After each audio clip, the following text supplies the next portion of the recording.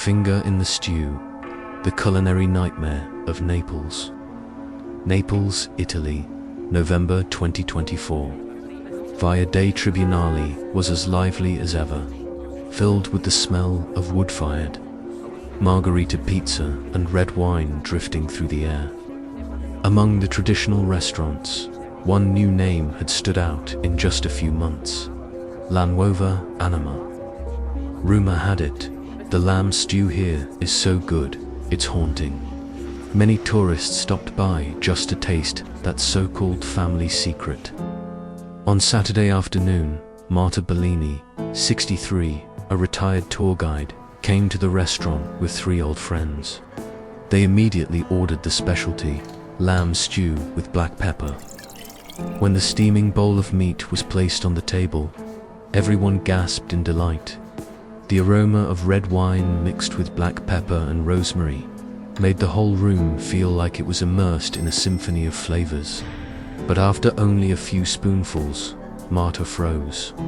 That aftertaste was not lamb, it was sharp, metallic, with the musty tang of clotted human blood. The sensation made her shudder, recalling her volunteer days at a slaughterhouse in 1998, memories that had haunted her youth. Marta quietly set down her spoon. Her friends kept chatting, noticing nothing, but her eyes stayed fixed on the kitchen door, where kitchen staff moved in and out, pushing heavy crates of meat and carts. For a moment, the kitchen door opened wider than usual. Marta saw something fall from a meat crate covered with a white cloth. Under the neon light, it was clearly a human finger with chipped red nail polish. Her heart skipped a beat. She jumped to her feet, her chair crashing loudly. Her friends asked in alarm, but she only shook her head, trembling. Marta forced herself to stay calm, slowly walking to the cashier, her voice trembling. "I'd like to see the owner, please." A tall, well-dressed man stepped out. Giovanni Ferraro, the restaurant's owner. He smiled, though his eyes were colder than his smile. "Is there a problem with your meal, ma'am?" Marta stammered, but swallowed her question. Instead, she paid the bill and hurried her friends out of the restaurant. Once outside the narrow alley, she pulled out her phone, her hand drenched in sweat. The emergency call would later be logged in the police files. "Hello, is this the Naples police? I think we're eating human meat at a restaurant. I just saw a finger in the kitchen." An hour later, city police arrived, led personally by Inspector Alessandro Costa. The restaurant was sealed off as dozens of shocked diners still sat mid-meal. Giovanni Ferraro remained calm, inviting them into the kitchen to inspect. "Go ahead, we run an honest business." Officers checked the spice racks, stew pots, and small fridges. Everything seemed legal.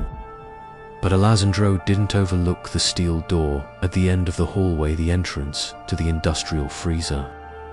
"Open this," he ordered. Giovanni's expression flickered, then he shrugged. "No need, that's just personal." That refusal only made the entire police team more tense. They broke the lock. The door burst open. A wave of cold air mixed with the stench of death poured out, thick as if death itself had been trapped for too long. Flashlights swept inside. Beneath the white cloths and frozen bags, what emerged was no longer lamb. A human forearm wearing a silver ring, a patch of backskin with a lavender tattoo, and a human skull, brown hair frozen stiff, empty eye sockets staring. The space seemed to collapse. Screams erupted. A young officer vomited on the spot. Alessandro Costa gripped the gun at his hip and turned to Giovanni. He was still standing there, wearing a pale smile, calmly saying, "I told you not to touch that freezer. It's personal." Naples, the city of endless limestone alleys, world-famous margherita pizza, and lively streets, that never sleep. Via dei Tribunali, the narrow street cutting through the historic center, had long been a food paradise. Every cobblestone was soaked with the sweat of pizza makers, tourists' laughter, and the scent of red wine spilling from the tiny restaurants crammed together. In that bustling picture, a new name had appeared in recent months: La Nuova Anima, the new soul. A simple sign, a restored stone, facade, nothing flashy. What made it famous so quickly was the lamb stew in red wine. People whispered, "Nothing has ever been this tender." It melts, sinks into every fiber, makes you want to come back again and again. The owner, Giovanni Ferraro, around 40, tall, with eyes sharp as blades, yet a soft, polite manner, quickly became a familiar face in the neighborhood. On a few local food shows, he appeared with cool confidence. Cuisine is the blending of passion and soul. People applauded. No one asked what that soul meant. Among the curious diners was Marta Bellini, woman newly retired after 30 years as a tour guide. For her food was not just eating, it was memory, but those memories made her unusually sensitive. In 1998, as a young woman, she had volunteered at a slaughterhouse. The smell of blood, the stench of burning skin, were etched deep. She could not forget. And those very memories told her the stew at La Nuova Anima was off. That aftertaste wasn't lamb. It evoked the taste of human blood. She meant to stay silent, but the moment she saw a finger fall from a meat crate in the kitchen, everything changed. Old horrors surged back, and with that trembling phone call, the restaurant's secret was dragged into the light. From the moment the police arrived, the central figure was no longer Marta, but Inspector Alessandro Costa. Alessandro, 46, square-jawed and graying, was one of Naples' most seasoned investigators. People knew him from the 2021 takedown of a drug ring smuggling cocaine in wine barrels. He wasn't loud, disliked the press, but was painstakingly meticulous. When he stepped into La Nuova Anima, he immediately sensed something was wrong. Not just because of the freezer holding a body, but because of Giovanni Ferraro's chilling calmness. The innocent usually panic, the guilty but used to guilt. "Stand still and smile," Alessandro noted in his initial report. The victim's identity was quickly revealed. Carla Ruggiero, 27, a young chef who had studied at the Florence Culinary Institute. 3 months earlier, she disappeared after telling her best friend she was going to try out at a new restaurant. Her family reported it, but since Carla lived alone, the police assumed it was a voluntary disappearance. Now, the DNA from the body in the freezer matched Carla's perfectly. The lavender tattoo on her back, exactly as her friend had described, and the silver ring on her hand, a birthday gift from her mother. The question was, why did Giovanni Ferraro do this? Was it an outburst of rage, or a habit long in the making? Alessandro looked around the kitchen. Sharp knives lined up neatly, spices labeled carefully, the tiled floor spotless, without a trace of grease. Not like the scene of a sudden, impulsive killing, more like a laboratory. In his first interrogation journal, Alessandro wrote, "This is not just a murderer. This is a deranged chef, and I fear Carla is not the only victim." The first search of La Nuova Anima's kitchen uncovered a series of pieces of evidence that left no one believing. Giovanni Ferraro's evasions. On the large cleaver by the cutting board, there were traces of dried blood. Quick tests on site, human blood. On the gleaming stainless steel cutting board, under fluorescent light, forensics found Carla Ruggiero's fingerprints mingled with faint bloodstains, proof she had touched it before her death. The spice rack was neatly labeled, but one glass jar on the top shelf, marked olio per crosta, oil for bread. Crust contained a pale yellowish substance. Initial tests confirmed it was refined human fat. In the corner of the cold storage, among the frozen meat bags, the police found several parcels wrapped in brown parchment paper, neatly labeled Kosia, tenera thigh, tender. But inside was not lamb or beef, it was human flesh, neatly trimmed, salted, and wrapped with bay leaves. Faced with the pile of evidence, Giovanni's voice remained flat. He stated, "She came, but left on the very first day because she couldn't handle the pressure. I know nothing about her disappearance." Inspector Alessandro Costa spoke in a low voice. "Then how do you explain the camera footage showing Carla entering the restaurant at 3:42 p.m. on August 12th, with no footage of her leaving?" Giovanni smirked. Old camera, prone to failure.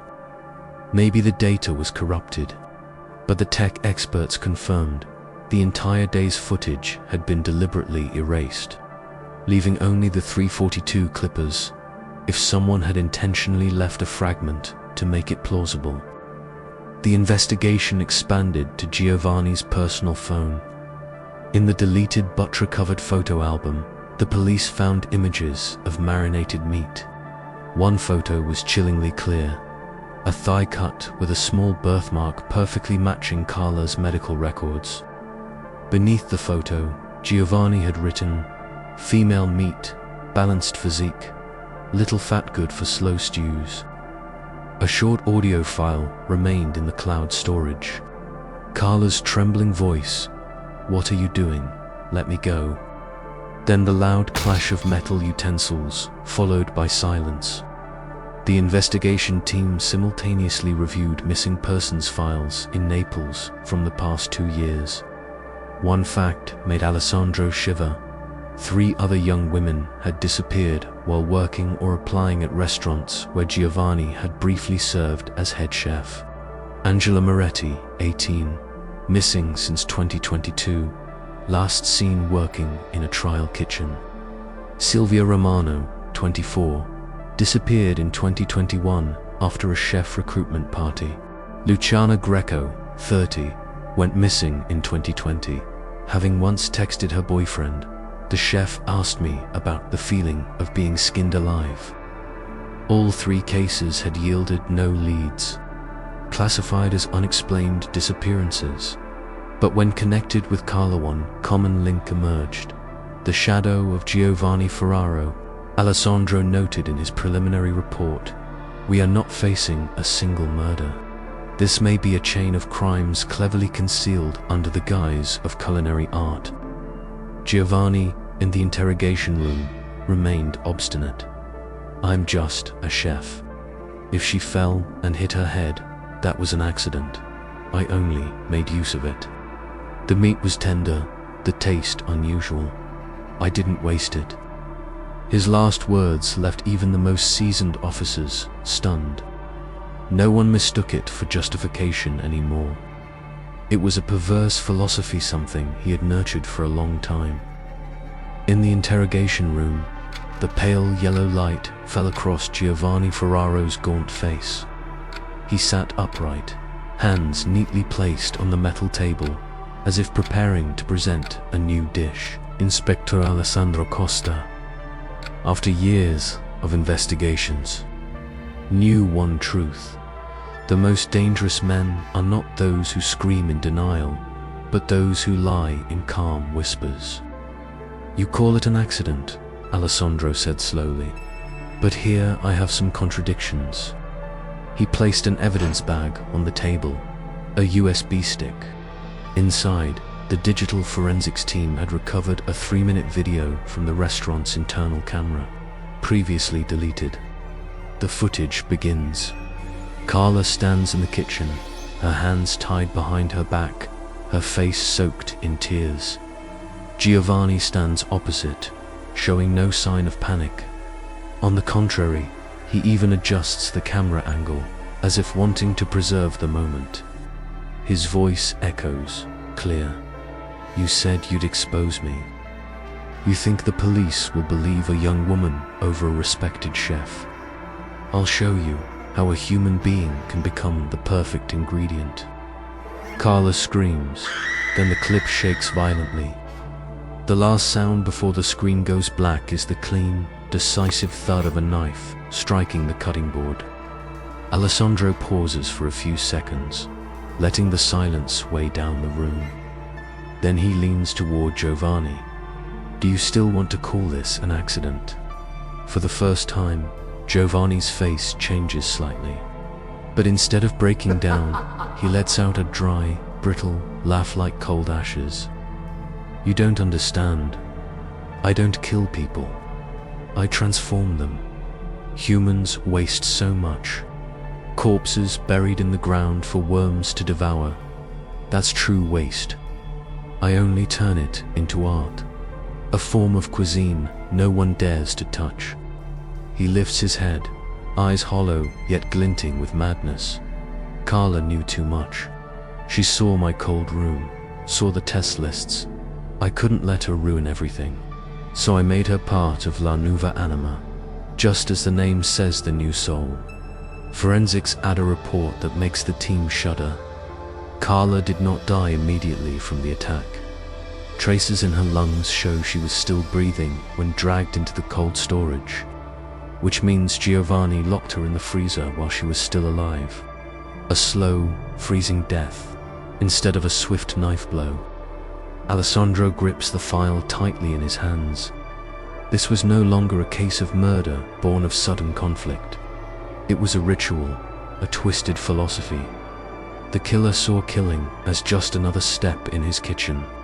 The young investigator, Francesca, while digging deeper into Giovanni's computer, discovered a file named Recette di Silencio, Recipes of Silence. Inside, each page was a recipe detailing the type of meat, weight, stewing time, and accompanying herbs. But instead of animal names, every entry was replaced with human names. One example froze the entire room. Angela Moretti, minus 52 kilograms, marinate in sea salt for 48 hours. Stew with red wine and rosemary, tender texture, slightly sweet taste. The name Angela belonged to the 18-year-old girl who went missing in 2022. Not just Carla, not just once. Giovanni had repeated this recipe many times, documenting meticulously as if it were a professional notebook. Cornered, Giovanni no longer hid. He admitted, "You want the truth? Fine." Carla wasn't the first, but she was special. She could cook. She might have become my partner. But she chose betrayal, and a traitor only has one end. He sneered, eyes glittering like a man drunk on his own madness. "Have you tried that stew?" Some said it was delicious. Some said it was unforgettable. So I wasn't wrong. I only brought the true taste of life. The first twist was clear. Giovanni wasn't just a killer. He was a deranged chef, meticulous and methodical, keeping recipes, recording victims as ingredients. Carla didn't die by accident. She was deliberately, coldly turned into a dish. The investigation room reeked of bitter coffee and freshly printed files. On the large screen mounted on the wall, Inspector Alessandro Costa pointed his pen at each piece of evidence, as if connecting moves in a deadly chess game. We have his confession, but this case doesn't end here. Investigator Francesca pulled up a slide. Data from Giovanni's personal hard drive, not just the Recette di Silencio, the bloodstained recipe book, but also an Excel file titled Ordine, Specially Special Orders. Inside, it listed exact dates, coded client names, and short descriptions. Client O for request. Female meat, low fat, white skin, maximum 30 years old. Client 07 prefers roasted heart, repeat order. Client 11 requested frozen shipment, skeletal structure intact. The payments listed sent chills down spines. Each order ranged from 20,000 euros to 50,000 euros, paid in cryptocurrency through anonymous wallets. Alessandro clenched his jaw. His voice grew hoarse. This means he didn't just kill out of personal obsession. He was selling human flesh as an underground delicacy. Forensics added another report. The DNA traces found in Giovanni's freezer weren't only Carla's. At least 2 distinct, unidentified samples proved there were more victims. A fragment of a female femur suggested the victim was about 19 to 22 years old. Another jawbone fragment's DNA matched a woman who had gone missing in Salerno last year. Meanwhile, the tech team traced the electronic transactions. A crypto wallet matched the account once used to pay part of the construction costs of La Nuova Anima. From that wallet, the money flowed into a shell company in Switzerland, specializing in high-end culinary consulting. Alessandro leaned back in his chair, his mind racing. This wasn't a lone madman. This was a link in the black market, a system consuming something no one dared to name.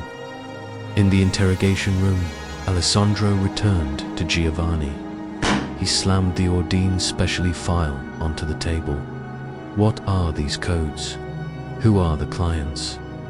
Giovanni gave a slight smile, cold as a knife against bare skin.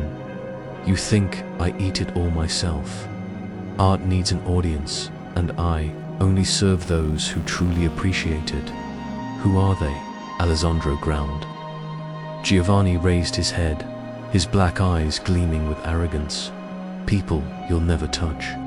They wear suits, drink wine in Rome, in Milan. Sometimes they sit right in the sessions you call justice. His words plunged the entire room into silence. Francesca later reported, in a deleted email, a recovered encrypted exchange between Giovanni and an anonymous account labeled Chefmaster 77. The brief content ingredient Carla, well processed. Remember to keep the skull for the ritual.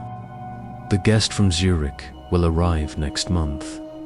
Prepare the special stew. Alessandro read the line, his eyes sinking as if weighed down by tons of lead.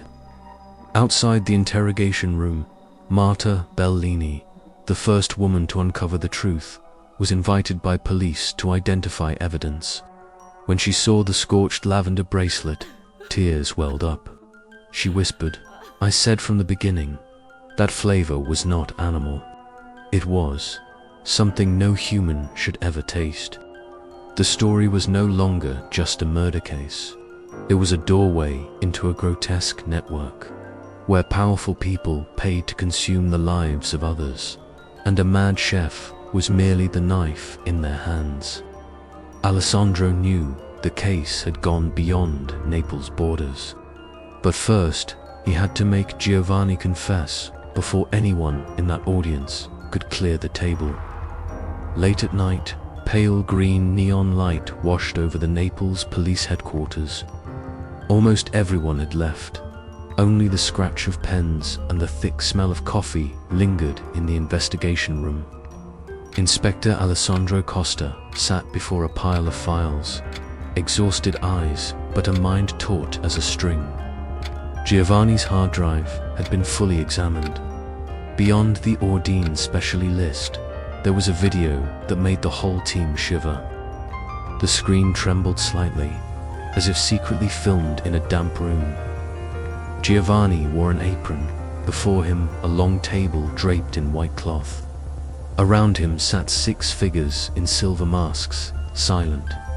On the table lay plates of fresh red meat, artfully decorated like haute cuisine in a Michelin restaurant. One of them spoke in a hoarse voice, perfection. Remember, Ferraro. The next dish must be enough for 12 guests. Giovanni's voice replied, steady. The ingredients will be prepared, as long as you keep your promise. The video ended there. Francesca exclaimed, he wasn't doing this for himself. He was serving the culinary rituals of a secret society. Alessandro folded his arms, his heart burning.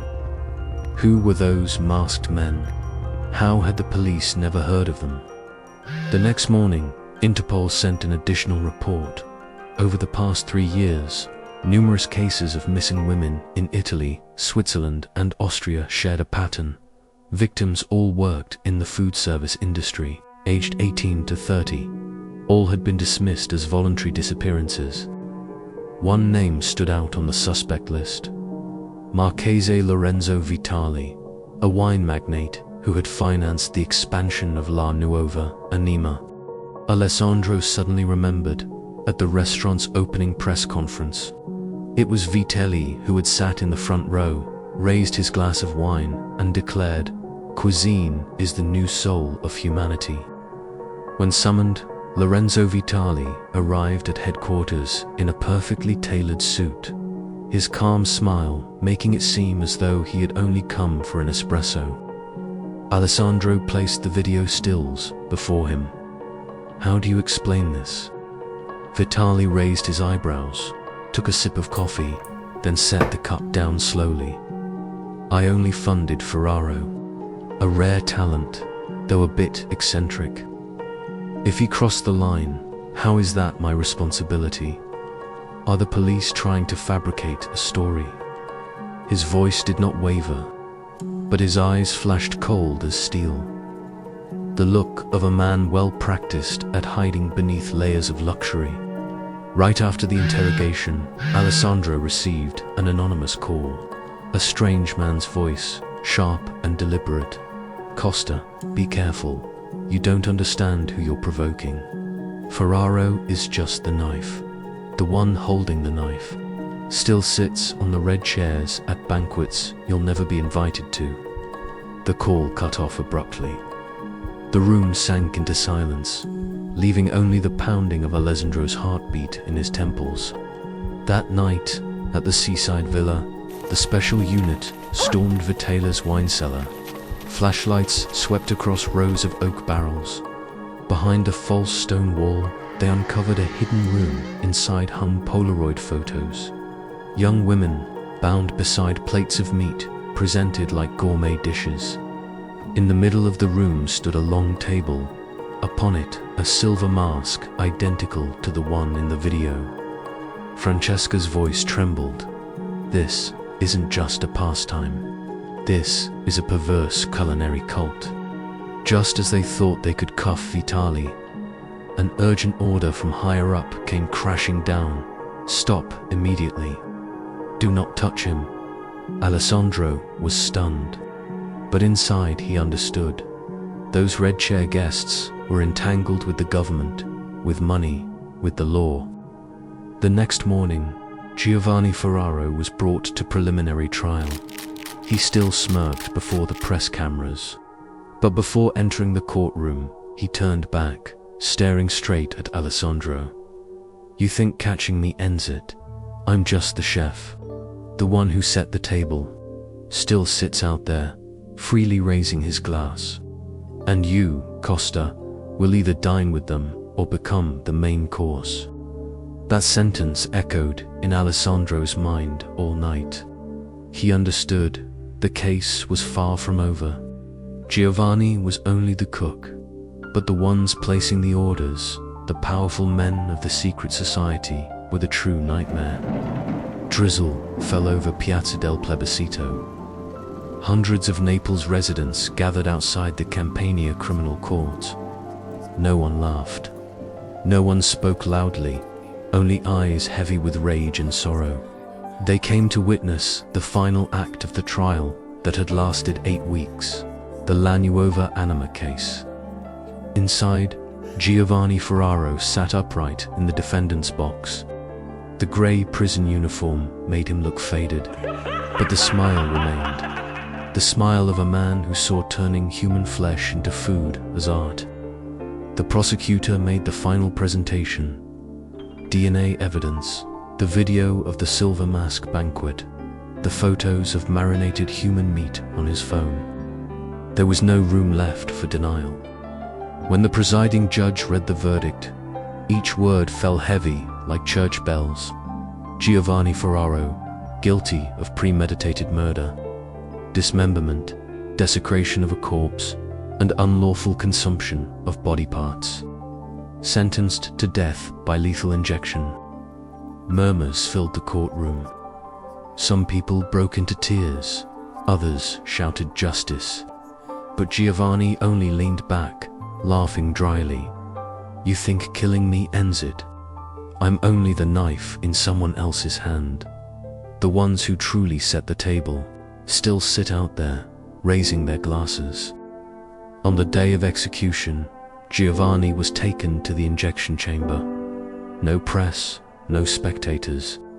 Only a few officials, a doctor and Inspector Alessandro Costa, who had followed the case from beginning to end. Giovanni lay down on the metal bed. The needle pierced his vein, clear liquid beginning to flow. He turned to Alessandro, lips moving with his final words. Don't forget, I only cooked. The one who wrote the menu is still out there. Carla Ruggiero, the main victim, was laid to rest in a small suburban cemetery. On the day of burial, grey clouds covered the sky. Friends, family, and villagers came to say goodbye. Her close friend Lucia placed a lavender wreath on the grave, whispering, "You once said you wanted to open a small cafe. Now that dream lies here, but at least you are no longer silenced." On the tombstone was engraved, "No one should die in a kitchen, a place meant to give life." Alessandro stood silently in the distance. He knew justice had come for Carla, but not for all the other souls the missing women Interpol had yet to find. He remembered the warning over the phone. Ferraro was only the knife. The one holding the knife still sits in the red chair. Inside him burned to conflicting feelings: satisfaction that a madman had been eliminated, and fury that the darkness behind him was still safe, still hosting feasts in secret rooms. That night, back in his empty apartment, Alessandro opened his laptop. He began writing the final report on the case, but stopped at the closing sentence. At last, he typed slowly. Monsters don't always growl. Sometimes they wear velvet robes, raise a glass of wine, and speak of art. Justice can kill a knife, but to shatter the whole banquet. It takes more than that, a society willing to stare into the darkness. He shut the laptop, sitting silently in the room with only the sound of rain. Outside, the dim street lights reflected on the wet pavement, like the glow from some kitchen, where fragrance and death blended, and no one dared to tell the difference. Justice had punished Giovanni, but silence, complicity, and greed were the forces that nourished monsters. If society kept turning away, more La Nuova Anima would rise, masking the stench of death behind rosemary and red wine.